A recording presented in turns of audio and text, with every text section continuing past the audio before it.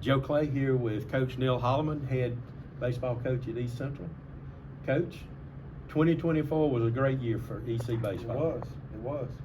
We won our first 31 ball games.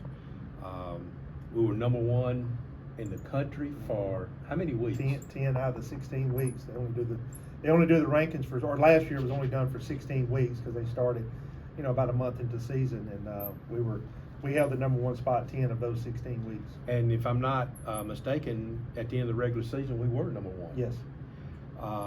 We make our second consecutive trip to the World Series, and even had our highest finish ever for the program.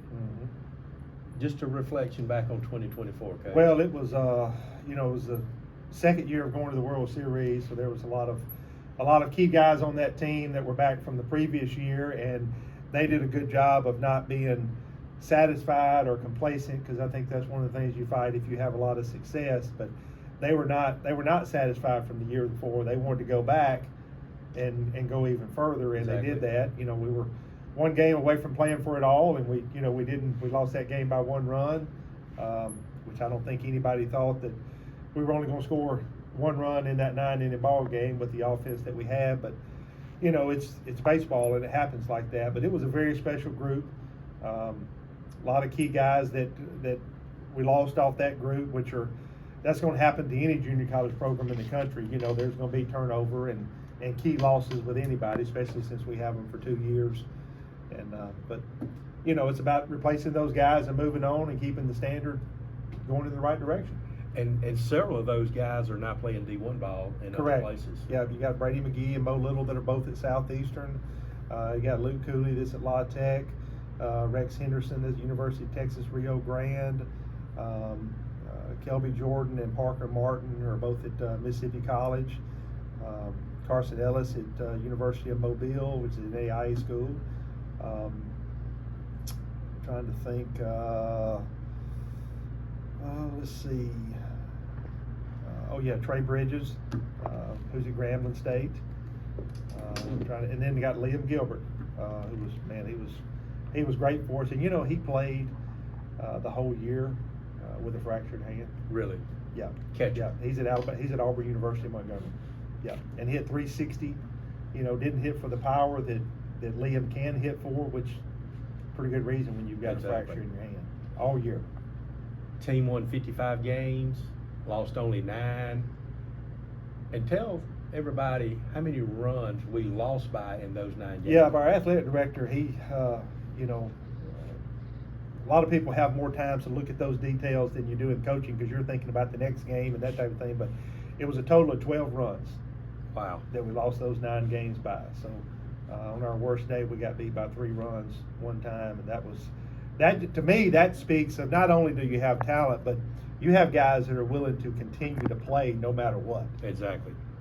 Because we were down by more than 3 runs at different times, but we didn't finish ever down by more than 3 runs. Yeah.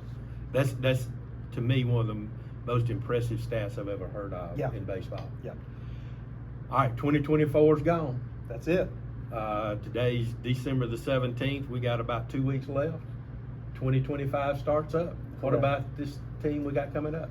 Well, we as far as the outside looking in, our fall, a lot of people would say when it was productive. The people in this room that we're sitting in right now and coaches, we didn't feel like we accomplished the things that we felt like we needed to at the beginning of the fall, and nobody wants to say that, but let's just be honest with it.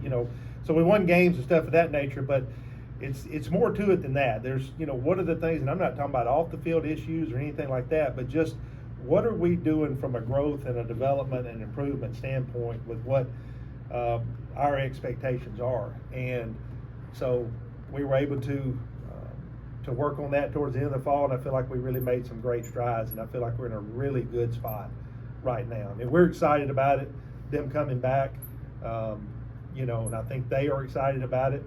So it'll be here soon, that's for sure. Early February. Absolutely. It's hard to believe baseball is just maybe 6 weeks away. Well, we wait. It's wet outside right now, and when it gets a little bit colder, then it'll be time to play. Exactly. When it's cold and wet. you got your team ready for this coming year. Mm-hmm. But one thing that never stops in baseball is recruiting. Tell us Absolutely. about, and this is what I did not realize till a few years ago. Back when I played, you recruited those that are playing right now to play next year. Yes. But now you're recruiting 2 and 3 years out. Correct. Tell us about who you've got signed in the 2025 year that will be playing next year.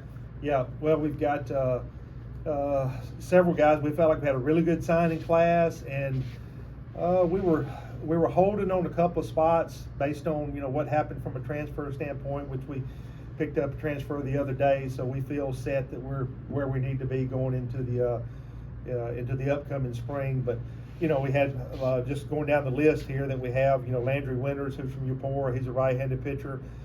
Jackson Clark from Brandon, they won the state championship last year. He was a big piece of that for them. Ryder White in Neshoba Central, right-handed pitcher. I mean, he's 6'5", and he's got tremendous upside. I mean, we're thrilled to death with him. Ethan Burton from Newton County. He's David Burton's brother that played here, right. And Ethan can really spin it. He's got a really good breaking ball. Landon Willis and Jack Bradbury, both of those are out-of-state guys from Tennessee that were heavily recruited by several JUCOs up that way, and we were able to lure them down here, and we feel like if we get somebody to our place and they see what we've got going on, that we've got as good a shot as anybody in our conference. Middle infielders and athletes is kind of the way I classify them, but Jacob Wooten from West Lauderdale, Kellen Garcia. Jacob Wooten's a shortstop, middle infielder from West Lauderdale, and Kellen Garcia is an athlete that can do a lot of things and even pitch from Summerall. And Luke Williams, he's probably one of the best two-way guys around, right-handed pitcher, infielder, athlete from Clarkdale, they'll have another really good year this year at Clarkdale. Caden Paget, left-handed hitting athlete, middle infielder. Mason Hickman, a left-handed hitting guy from Mandeville, Louisiana, that just can do a little bit of everything. Can really run. Will Williams is an infielder, right-handed pitcher, probably fits more in the third base range, and also able to pitch from Neshoba Central, and he was their quarterback, so that tells you what kind of athlete he is. Brandon Hill from a catcher from Winona Christian, really physical young man, has got a plus arm. Sawyer Bates, left-handed pitcher, outfielder, could also play some first if needed, left-handed bat, left-handed arm, from Canton Academy. And then rounding out the outfield, Caden Peebles from West Lauderdale, who's, I think last year, and I may be wrong in this, but I know he was district MVP in football and baseball, or football and basketball, and I believe baseball. And he was district MVP this year in football with West Lauderdale. He's quarterback there. Gage Smith, left-handed hitting outfielder from Simpson Academy, really good upside. He plays basketball too, so he always gets out to baseball late.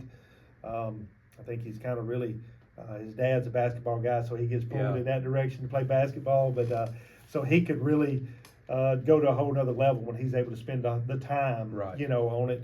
And then Jake Simmons is a left-handed hitting outfielder from Ruston High School in Louisiana that he can really swing it. That's good. I like these guys that play multi-sports. Absolutely. It seems like they develop more than maybe just an arm or. Well, your athletic IQ, I believe, is better. You take a Brady McGee, for instance. He played everything at Lake probably since he was in the seventh grade. But his athletic IQ was really high. Yeah. Instead of just learning a game, you learn games and you learn how to win. Correct. And that's what we're here for. Each sport will teach you something different. Exactly. Than the other sports will, or have a main, football, you develop a sense of toughness. Somebody's going to hit you in the mouth. Yeah. And you're going to have to either lay there or get up. And Brady, speaking of that, he got hit in the face last year. Absolutely. And he got up and finished the game and got almost a concussion. So I'm sure some of them licks in high school helped him out. Yeah, no doubt. It looks like a good group of signees you got. You're already working on 26, correct. Probably 27. Yes, absolutely. And so we'll also have coming up our beginning of the year first pitch banquet. Yes, that'll be January the 24th. Okay. We have Amani Larry coming back. We're doing it combo this year with softball. Okay. So it'll be us and softball that are doing it together, and Coach White, I have two representatives from her program, and we're going to have Amani Larry who played here and played at Mississippi State and just finished up last year. And we'll also have Brooks Warren, who played here and was drafted by the New York Mets. So Okay. We're And excited to have both of those coming back. And anybody's invited to that. Absolutely. And, we'll be posting out avenues to where you can buy tickets on social media and stuff of that nature. We've got some details that me and Coach White are working through, and we're excited about it. I'm excited to be able to do it in conjunction with them. I think it's just going to help our athletic department. I do too. But Coach, before we completely wrap up 2024 and EC Black and Gold, anything else you'd like to say? Well, just appreciative to all the support that we got all year long, even going out to Oklahoma and the crowds that we had there, the support that we had when we were out there, and then the members that joined our 720 club and continue to stay active in helping us continue to grow this program. And with the facility improvements that we've been able to accomplish and the administration, the backing that they've given us, it's been very humbling and very appreciative. Real quick, you brought up the stadium updates, and I'll tell everybody that may not know real quick some of those things. Well, on the first base side, this is nearing completion. The bottom floor is complete with an umpire's dressing room, men's and women's restroom that are not just meeting our need for right now. They're going to meet our needs for postseason events and things of that nature. And then we've got a storage room in that. And then above that, we have 2 skyboxes that are going to be top of the line that we're having that have kitchens in them, restrooms in them, and all glass front viewing, and also have a deck, concrete deck on the home plate side, as well as chair backs out in front of the balcony of those skyboxes. And then we've already got the concrete and the footings and all that poured for the third base side, because the third base side we will do like an alumni room on the bottom floor. The building will be the same shape, so everything will tie in and make a uniform bowl shaped. And then we'll have 2 more skyboxes above that, so everything will just be equal on both sides. Just like recruiting never stops. Yep. Building Correct. never stops. Correct. Yep. And you just have to keep doing it to bring in the more recruits, to make it a better fan experience and everything. Well, we've got an end goal that we're working for, and we're going to get there, and we're making tremendous strides on a very quick pace, and we're excited about that. Sounds good. Well, folks, that's going to wrap up 2024 EC Baseball. Until next year, we'll see you then.